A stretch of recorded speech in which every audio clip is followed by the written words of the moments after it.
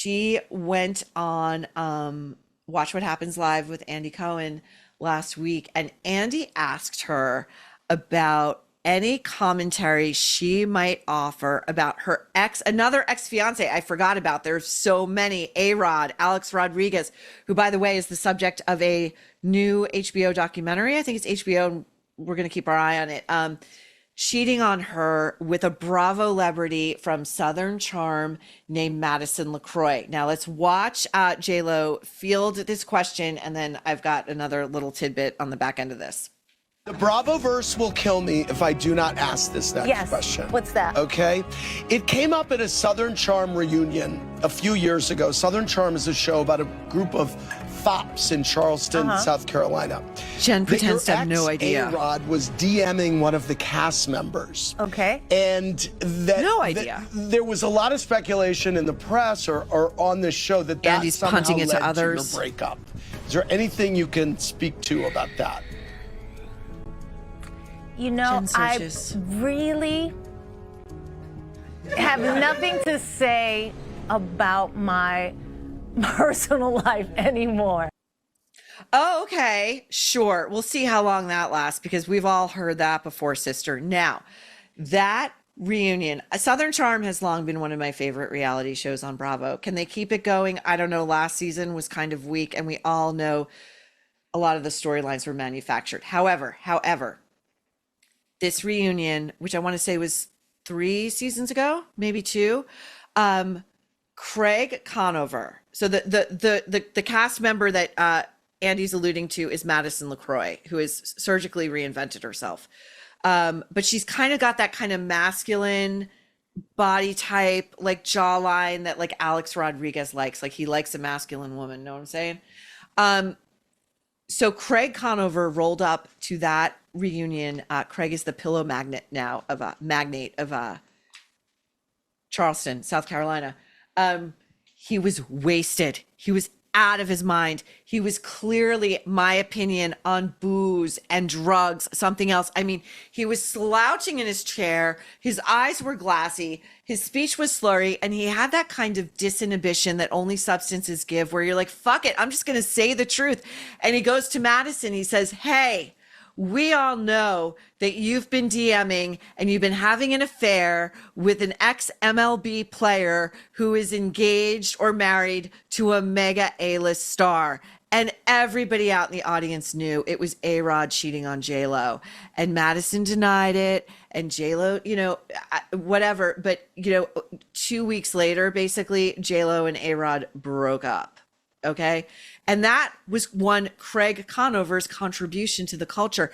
He never gets the credit for that breakup, and he never gets the credit for Bennifer Part 2. If not for Craig Conover being wasted out of his head on that reunion, we wouldn't have this storyline. Okay. So Craig, we see you over at the Nerve and we salute you for your work. Now, we are going to, another ex-husband. This is J.Lo's first ex-husband, Ohani Noah. This was while she was on the way up. She was not the megastar that she is now. Now, on the heels of J.Lo saying that no man she had ever been with or engaged to or married to ever really loved her, Ohani Noah told the Daily Mail that, quote, the problem is you, and that she was the cheater. She was the cheater. So much for not being loved enough by the men in her life. And he said in his post, quote, stop putting us down. I guess all these men are they unionizing? Are Jennifer Lopez's exes unionizing? I think Ben would be a natural leader. Hoani then went on in his post, stop putting me down with your victim card. Good point. Everybody's a victim. The problem is not us. It's not me. Okay. The problem is you. You're the one who couldn't keep it in your pants. I love it. I love it. Okay. Husband number 2. Do you remember this guy, Chris Judd? Chris Judd. He was a backup dancer. She married him September 29th, 2001. And by July 2022, they were divorced. That union lasted 9 months. Here's Chris on an episode of Where Are They Now on the now defunct, I think OWN is defunct, Oprah's network. I'm guessing he maybe needed the money, but he's talking about his first impressions of Jennifer Lopez as a lowly backup dancer. Here we go. So when Jennifer walks in, I shake her hand and we kind of look at each other. I'm like, oh, in my head, I'm like, oh my God, I'm gonna marry this woman. That's what I said to myself. I'm like, holy crap. Now, Chris, when he was with J.Lo, always seemed a bit like her handbag. Like, you know, she can never be without a man, so she's always got some guy in tow, some hapless dude. And Chris just seemed like a nice guy who was in over his head. He never gave interviews. He never sold any of her information. He didn't seem to enjoy the attention. He seemed to really just love her. Now, they got divorced, and I will hit why on the back end. But Chris here in the same interview is talking about having a fallout with his father, who against his wishes defended him in the press during this divorce. Here we go. During the time when we were separated and we were going through divorce, I was getting a lot of calls to interview. And naturally, everyone wants to know the dirt about your marriage or whatever, what went wrong. And I never wanted to do that because that's no one's business. And I guess a lot of stories and happy in stuff that were on photo. her side. So my dad felt compelled to defend me and give his side of the story, so to speak. I asked my father, please don't do that. I don't need you to do that. I don't need you to defend me. I love you. And it was like one of those moments. He's like, well, I'm going to do it anyway. And well, it's like, well, okay. Well, then I don't have anything to say to you. They didn't speak for a year as the Chiron after that clip tells us. Now, here's what J.Lo during that time, that separation and divorce due to irreconcilable differences, if I recall my timeline correctly, my deep reading of Us Weekly, etc., comes back to me. J.Lo had been making the turkey known as Gigli with one Ben Affleck. That was where they met, and they always denied that anything went on, even though everybody said something is going on. They are not even bothering to hide it.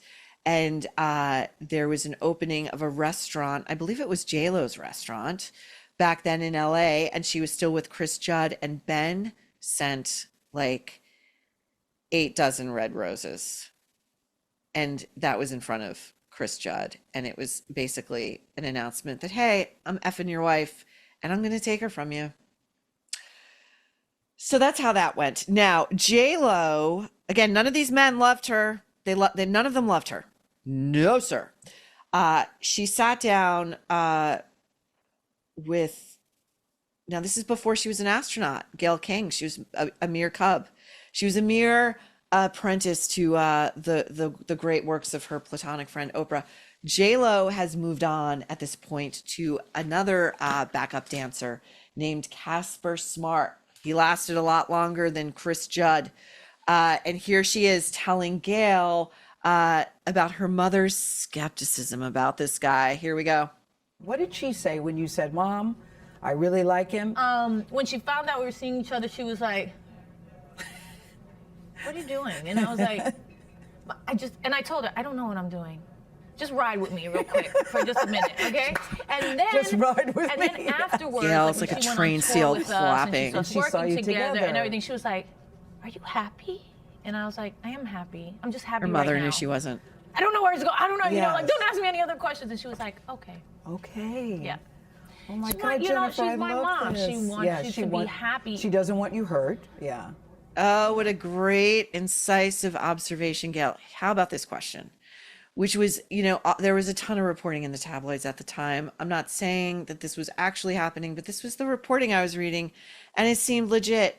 Casper seemed, if not gay, gay adjacent. Casper, I believe, had been spotted shopping for specific items in sex shops.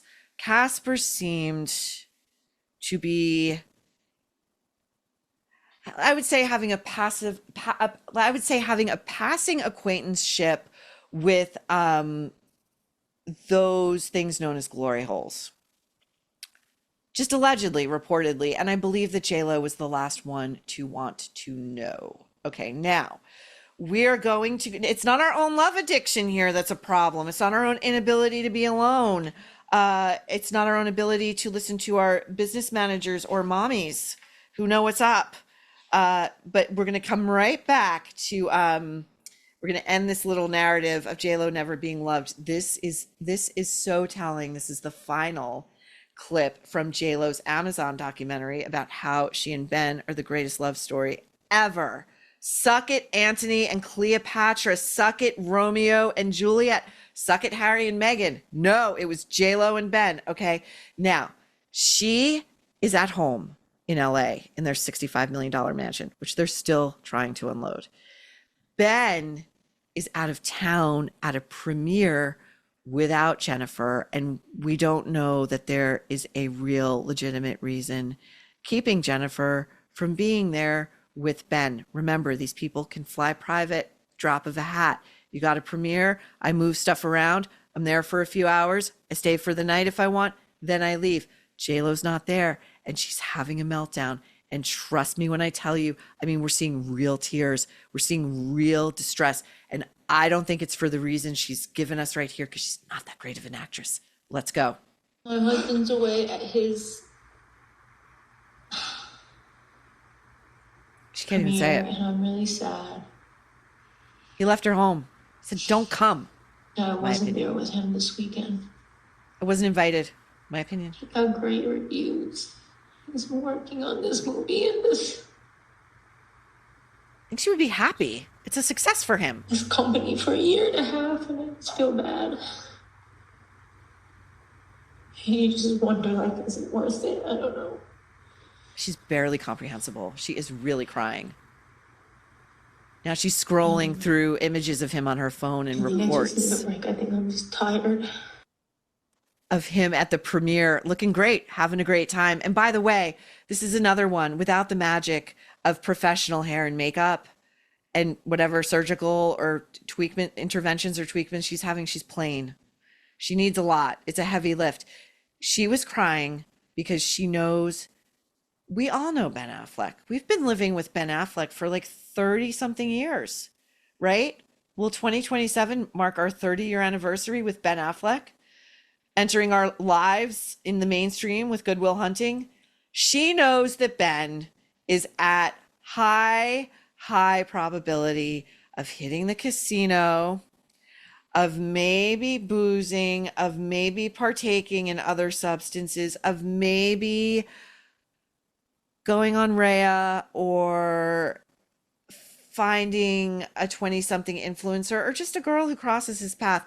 That's the reason for the tears, okay? So let's dispense with this bullshit narrative that none of these men could ever approach loving the greatness that is you, because you, my friend, are a mess. You're a fucking mess. Get out of our faces with this bullshit. Jones Road Beauty has revolutionized makeup routines for good. Created by makeup legend Bobbi Brown, their products are lightweight, they blend easily, and they give you an effortless look that doesn't look like makeup. The creamy lip pencils are perfectly bold without being overdone, and they last throughout the day. Miracle Balm, the hero product, is an all-in-one tint that can be used as a highlighter, blush, or bronzer to give your skin that flushed, fresh, healthy glow. What sets Jones Road apart is the simplicity. It's just high quality, versatile products made with clean ingredients, no toxins, no junk. Plus, it's American made, and it's named after Jones Road out in my stomping grounds in East Hampton. If you're ready to give Jones Road Beauty a try, use code NERVE at jonesroadbeauty.com and get a free gift with your purchase. jonesroadbeauty.com, code NERVE.